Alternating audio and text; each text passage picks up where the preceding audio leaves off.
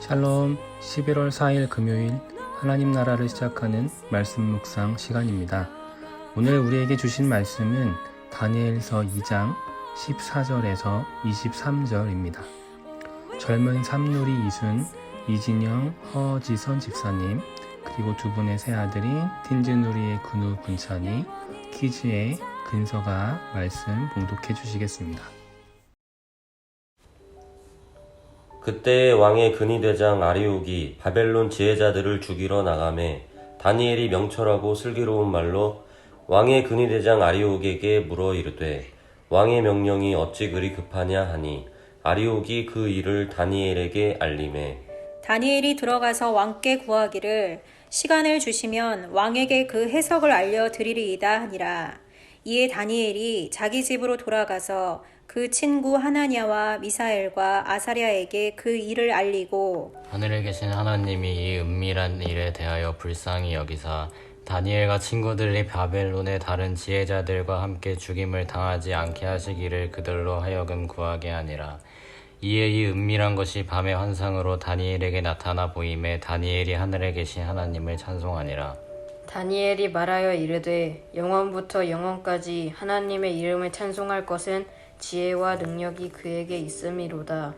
그는 때와 계절을 바꾸시며 왕들을 폐하시고 왕들을 세우시며 지혜자에게 지혜를 주시고 총명한 자에게 지식을 주시는도다. 그는 깊고 은밀한 일을 나타내시고 어두운 데에 있는 것을 아시며 또 빛이 그와 함께 있도다. 나의 조상들의 하나님이여 주께서 이제 내게 지혜와 능력을 주시고 우리가 주께 구한 것을 내게 알게 하셨사오니 내가 주께 감사하고 주를 찬양하나이다. 곧 주께서 왕의 그 일은 내게 보이셨다나이다 하니라. 드라마나 소설에서 뒤에 일어날 일을 위해 앞서 작가가 꾸며놓은 일이나 장치를 복선이라고 합니다. 어제 배종원 전도사님께서 들려주신 하나시의 핵심 메시지는 오늘 이야기의 중요한 복선입니다. 꿈을 해몽하라는 느부갓네살 왕의 명령 앞에서 갈대아인 지혜자들은 11절에서 이렇게 답합니다. 왕께서 물으신 것은 어려운 일이라 육체와 함께 살지 아니하는 신들 외에는 왕 앞에 그것을 보일 자가 없나이다. 삶의 지혜를 깨닫게 할 수 있는 분은 사람이 아니라 오직 신뿐입니다. 앞선 이야기는 다니엘이나 이스라엘 백성이 아닌 이방인들의 입을 통해 그것을 고백하게 했습니다. 이들의 고백은 오늘 이야기를 이해할 중요한 복선입니다.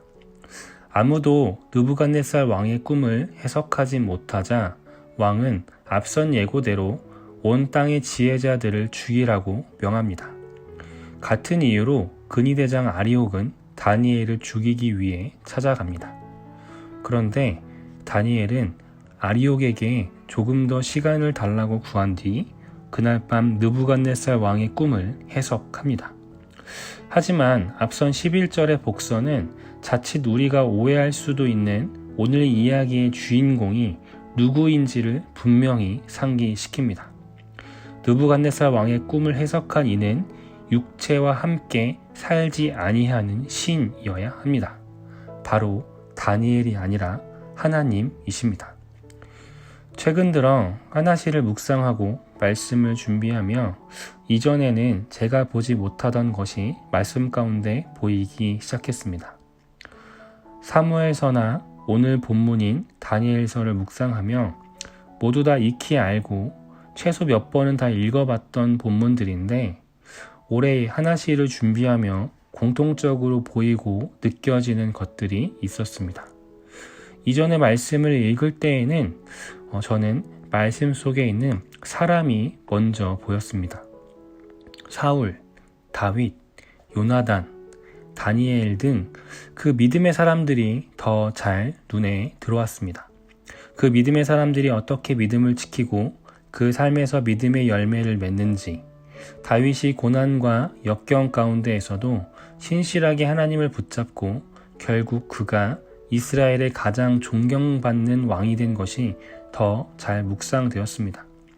다니엘서를 읽으면서도 사자굴과 불구덩이에 던져질 각오를 했던 그의 믿음, 여러 왕들의 환상을 해석해 줄 수 있는 그 은사, 3명의 왕이 바뀔 동안 총리의 자리에 있을 만큼 뛰어난 지혜와 그의 능력. 이처럼 그동안은 성경 속에 있는 사람이 제 눈에 더 잘 들어왔습니다. 그들의 믿음의 태도, 그들에게 주어진 은사, 능력, 그들이 받은 축복이 보였고 그것들을 저도 사모하고 구했습니다. 그런데 최근의 말씀을 묵상하며 공통되게 사람이 아닌 다른 것이 눈에 들어오기 시작했습니다. 바로 하나님입니다. 그 말씀을 이끌어 가시는 분, 그 사람들의 삶과 민족의 역사의 중심에 계신 하나님이 더 눈에 들어오기 시작했습니다. 결국 다니엘이나 다윗 같은 신앙의 사람들에게 드러내는 공통된 믿음의 삶은 그들이 얻은 지위나 명성, 능력이 아니었습니다. 그들 각 사람의 인생을 통해서 하나님께서 드러나시는 것이었습니다.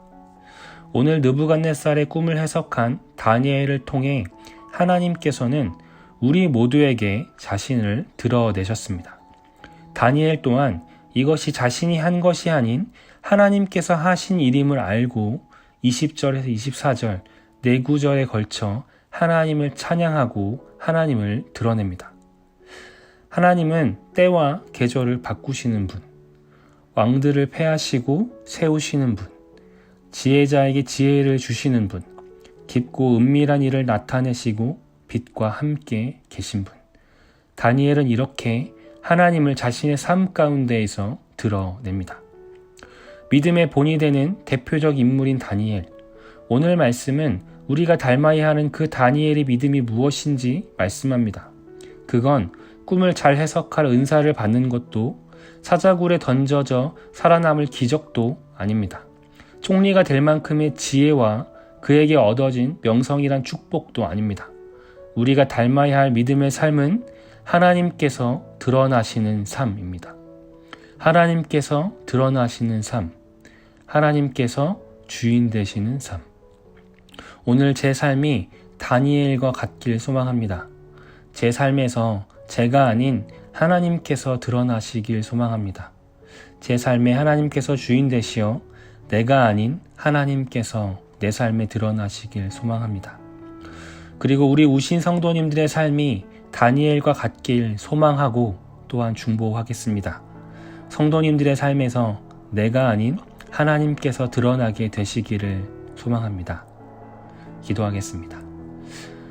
역사의 주인이신 하나님, 오늘 말씀을 통해 믿음의 사람들의 삶을 통해 무엇이 드러나야 하는지를 묵상합니다. 믿음을 갖고 신앙생활을 오래 하며 과연 내 삶에서 우리의 삶에 무엇이 드러났을까요? 오늘 우리 각 성도님들의 삶에서 내가 아닌 오직 하나님께서 드러나는 삶이 되길 원합니다. 주님, 오늘 삶의 주인 되어 주시옵소서. 예수님의 이름으로 기도드렸습니다. 아멘. 말씀을 마쳤습니다. 오늘 우리 삶에서 내가 아닌 오직 하나님께서 드러나는 삶이 되게 해달라고 이 시간 함께 기도하시겠습니다.